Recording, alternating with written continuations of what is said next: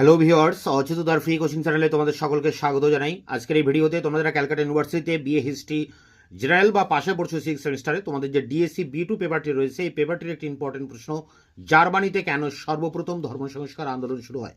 এই 5 নম্বরের টিকা প্রশ্নের উত্তর নিয়ে আলোচনা করছি এই ভিডিওতে। দেখো, উত্তরটি তোমরা যেভাবে লিখবে, পঞ্চদশ শতাব্দীর দ্বিতীয়ার্ধে স্পেন, ফ্রান্স, ইংল্যান্ড প্রভৃতি রাষ্ট্রে শক্তিশালী কেন্দ্রীভূত সরকার গঠিত হওয়ার সম্ভাবনা উজ্জ্বল হয়ে উঠতে শুরু করে।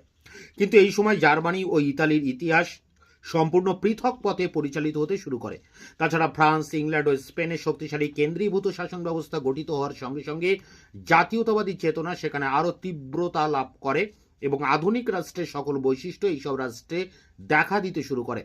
তত্ত্বগতভাবে পবিত্র রোমান সম্রাট ছিলেন সমগ্র ইউরোপের ইহলৌকিক ক্ষমতার অধিকারী, কিন্তু সব দিক বিচার করলে তিনি ছিলেন ইউরোপের সর্বাপেক্ষা দুর্বল শাসক। বহু সংখ্যক এবং বিভিন্ন আয়তনের ও সর্বদা পারস্পরিক দ্বন্দ্বে লিপ্ত রাজ্য নিয়ে জার্মানি গঠিত হয়েছিল। প্রভাবশালী কেন্দ্রীয় সরকারের সেখানে কোনো অস্তিত্ব ছিল না। পবিত্র রোমান সাম্রাজ্যের কল্পিত ধারণার একমাত্র ক্ষীণ যোগসূত্র সমগ্র জার্মানির স্বাধীন নগরী এবং সামন্তদের দ্বারা শাসিত বিভিন্ন অঞ্চলের মধ্যে অত্যন্ত দুর্বল সম্পর্ক গড়ে তুলেছিল।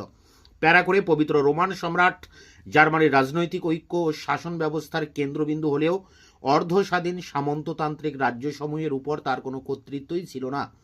সর্বোপরি সম্রাটের পদ ছিল নির্বাচনমূলক। মাত্র 7 জনের নির্বাচকের উপর এই বিরাট দায়িত্ব অর্পণ করা হয়েছিল। শাসন কার্যে সাহায্য করার জন্য 3টি কক্ষে বিভক্ত একটি ডিট বা পার্লামেন্ট গঠিত ছিল, কিন্তু এই ডিট প্রকৃতপক্ষে সম্রাটকে সাহায্যকারীর ভূমিকার পরিবর্তে বিরোধিতার ভূমিকা গ্রহণ করত। জার্মানির এইরূপ রাজনৈতিক পরিস্থিতি মার্টিন লুথার কর্তৃক পরিচালিত ধর্ম সংস্কার আন্দোলন শুরু করার পক্ষে খুবই অনুকূল ছিল। জার্মানির অধিকাংশ সামন্ত রাজাই পবিত্র রোমান সম্রাটকে রোমের পোপের প্রধান সহায়ক বলে মনে করতেন। পোপের বিরোধিতাকে তারা সম্রাটের বিরোধিতার নামান্তর বলেই মনে করতেন। প্যারা করে দেখো, ধর্ম সংস্কার আন্দোলনের সময় পবিত্র রোমান সম্রাট ছিলেন স্পেনের রাজা পঞ্চম চার্লস।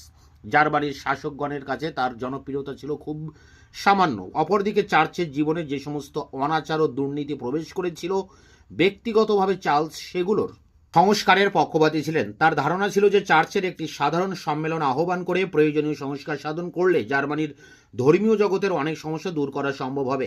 প্রকৃতপক্ষে জার্মানির কেন্দ্রীয় শক্তির দুর্বলতা, সামন্ততান্ত্রিক শক্তিগুলোর পারস্পরিক বিরোধিতা, যাজক সম্প্রদায়ের দুর্নীতি প্রভৃতি জার্মানিতে ধর্ম সংস্কার গড়ে ওঠার অনুকূল পরিবেশের সৃষ্টি হয়েছিল। তবে ইউরোপের অধিকাংশ রাষ্ট্রেই উপরিউক্ত কারণগুলোর একাধিক কারণ বর্তমান থাকলেও মার্টিন লুথারের মতো একজন নেতার আবির্ভাবের ফলে জার্মানিতে এই আন্দোলন প্রথম শুরু হয় এবং অল্প দিনের মধ্যেই এই আন্দোলন ইউরোপের প্রায় সকল রাষ্ট্রেই বিস্তার লাভ করে। এই ছিল জার্মানিতে কেন প্রথম ধর্ম সংস্কার আন্দোলন হয়েছিল, তার উপরে 5 নম্বরের টিকা প্রশ্নের উত্তর। তোমাদের এই পেপারটির অধিকাংশ প্রশ্নের উত্তর আমি চ্যানেলে আপলোড করে দিয়েছি, এই ভিডিও ডেসক্রিপশন বক্সে তার লিঙ্ক পেয়ে যাবে। দেখা হচ্ছে অন্য কোনো ভিডিও ক্লাসে, ততক্ষণে চ্যানেলকে তোমরা সাবস্ক্রাইব করে রাখবে, বন্ধুদের কাছে শেয়ার করবে, ভিডিওটি ভালো লাগলে অবশ্যই একটা লাইক দেবে।